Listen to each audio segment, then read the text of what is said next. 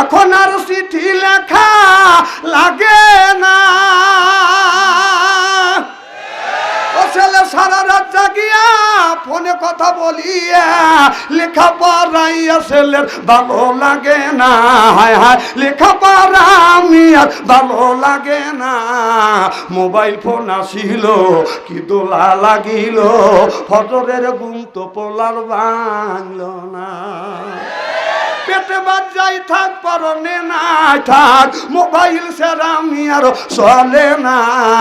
Mobile phone আসিল কি দোলা লাগিল, ফজরের ঘুম তুমি আর ভাঙল না।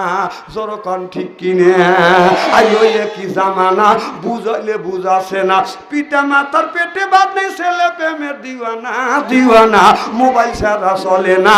মায়ে বলে রব্বানা, বাবাই বলে জালাম না, আল্লাহ বলে শুনলাম না, বাইরে গেল যন্ত্রণা।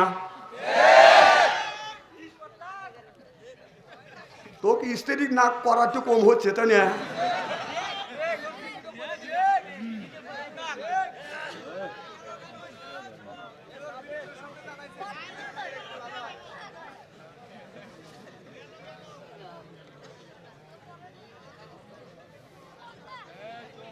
মারহাবা কর আমার ভাইয়ের আমার।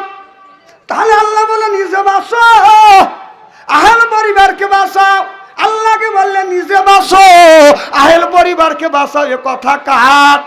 তাহলে আল্লাহ যদি এইটা বলে থাকে নিজে বাঁচো, আহল পরিবারকে বাঁচো, আজকে নিজেও বাঁচলাম না, আহল পরিবারকে বাঁচাইতে পারলাম না। আপনার চারটা ছেলে, চারটা ছেলের হাতে আপনি স্ক্রিন টাচ মোবাইল ফোন দিয়েছেন। আপনার ছেলে স্ক্রিন টাচ মোবাইল দিয়ে কি করবে?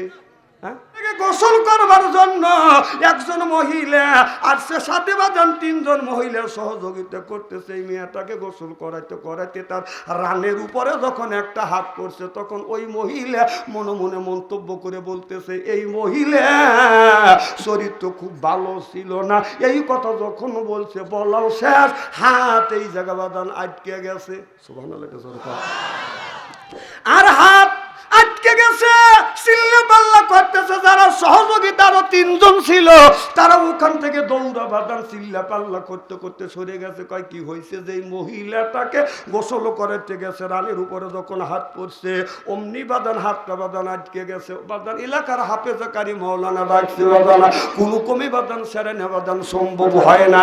এখন এই লাশটা বাদান একদিন নয়, 2 দিন নয়, 3 দিন বাদান যখন গত হয়ে গেলেন, কেউ বাদান এই লাশের হাতটা বাদান রানের থেকে বাদান ছাড়ে না। এবার কেউ বললেন এই মেয়েটার হাত কেটে ফেলো, যে হাতটা লাগিয়ে রয়েছে এই হাতটা কেটে ফেলো। বলছে আমার বিবি উপকার করবার জন্য আসছে, হাত লাগে গেছে, আমার বিবির হাত কাটা হবে। কাটা যদি হয়, যেই মহিলার রানের উপরে হাত বসে গেছে, সেই রানটা তুমি কেটে ফেলো। এখন যার স্ত্রী মারা গেছে, যার স্বজন মারা গেছে, তারা বলতেছে না না, লোকটা মারা গেছে, তার এই রান আর কাটা যাবে না। এইরকম করতে করতে 3 রাত 3 দিন, যেদিন বাদান 3 রাত 3 দিন বাদান হয়ে গেছে। ওই জামানার মধ্যে আল্লাহর ওলি ইমাম মালিক রহমাতুল্লাহ আল্লাহর কাছে যা বললেন, হুজুর আপনি কাজী সাহেব, তারপরে আপনি হলো ইমাম। এই ঘটনা হয়ে গেছে। হযরতে ইমাম মালিক এই মহিলার কাছে এসে বলতেছে, একটা পর্দা করো। পর্দার ভিতরে ওই মহিলাটাকে রাখা হইল। আর ইমাম মালিক আপনার পর্দার বাড়ি লাশের কিন্তু বাদান গন্ধ বের হয়ে যাচ্ছে। এবার বলে, মা তুমি যে এই মহিলাটাকে গোসল করাইতে করাইতে তোমার হাত রানের উপরে পড়ে গেছে, তুমি কি কোনো কিছু বলছো? বলে আমি কিছু বলি নাই। কয় এর দিকে কে তুমি কি কোনো মন্তব্য করেছো? কয় তাও আমি মন্তব্য করি নাই।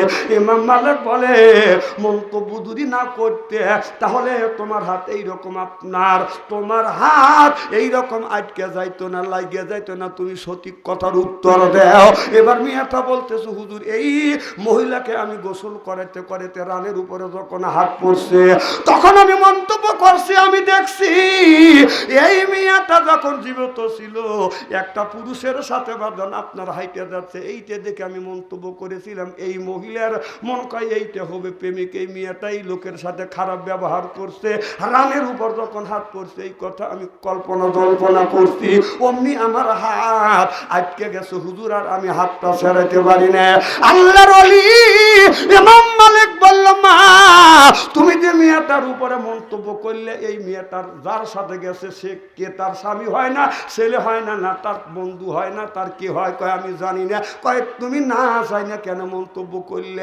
তুমি যে মন্তব্য করলে এই মেয়েটা কি জীবনে খারাপ কাম করছে তুমি কি দেখছো কি শুনছো? কয় শুনু নাই দেখু নাই। ইমাম মালিক বললে না জানে না শুনে কেন তুমি এইরকম খারাপ মন্তব্য করলে? আমাদের দেশের অনেক মহিলাকে গোসল করাতে গিয়ে অনেক ধরনের মহিলা অনেক ধরনের বাদন গল্প করে, এরপরে মানুষের কাছে প্রচার করে। অনেক পুরুষ মারা গেলে গোসল করানোর পরে বাদান যে লোকটা গোসল করা আসে বাদান নানান ধরনের কথা কয়, সিল্লে কন ঠিক কিনে। ওখানে আপনি আন্দাজে কথা বলা যাবে না। আমার ভাইরা, ইমাম মালিক বললেন, হাদিস কোরআন পড়ে ইমাম মালিক বললেন এই মেয়েটার শরীরের উপরে আপনার 80টা বেতের আঘাত করো।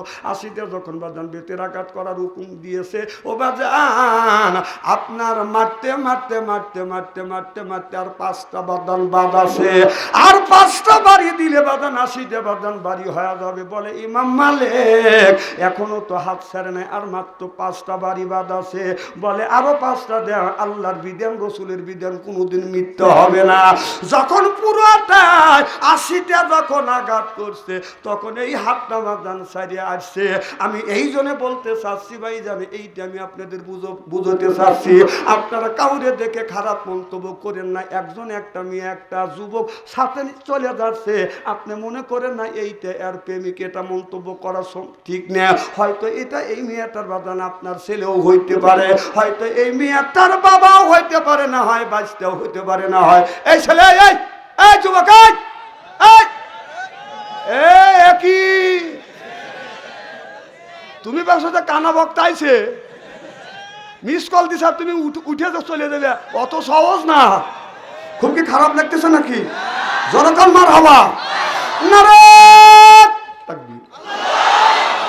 আমার ভাইয়ের আমার এই জন্য বলবো খারাপ মন্তব্য করিও না।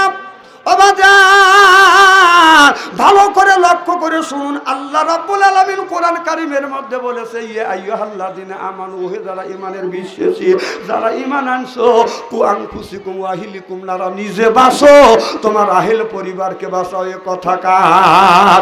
আল্লাহ বলল নিজে বাঁচো তোমার আহল পরিবারকে বাঁচাও। আজকে নিজেও বাঁচলাম না, আহল পরিবারকে বাঁচাইতে পারলাম না, কারণ আমার ছেলেকে যে আমি বাঁচাবো, আমার মেয়েকে আমি যে বাঁচাবো, আল্লাহ বলে আগে নিজে বাঁচো তারপরে তোমার আহেল পরিবার ছেলে সন্তানকে বাঁচাও। আজকে নিজেও বাঁচলাম না, ছেলে সন্তানকে বাঁচাইতে পারলাম না, কারণ আমরা আমাদের ছেলের হাতে তুলে দিচ্ছি বাজানি স্ক্রিন টাচ মোবাইল।